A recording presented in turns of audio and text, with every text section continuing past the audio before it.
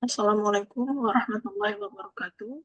First of all, let me introduce myself. My name is Alfariza Rahmani, and my student number is 030611822270 and 47.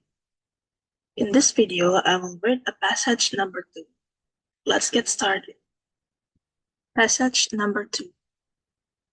Complementary and alternative medicine, which includes a range of practices outside of conventional medicine such as herbs, homeopathy, massage therapy, yoga, and acupuncture, hold increasing appeal for Americans. In fact, according to one estimate, 42% of Americans have used alternative therapies. In all age groups, the use of unconventional healthcare practices has steadily increased in the last 30 years, and the trend is likely to continue.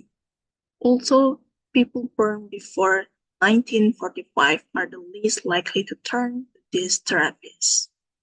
Why have so many patients turned to alternative therapies? Many are frustrated by the time constraints of managed care and alienated by conventional medicine's focus on technology.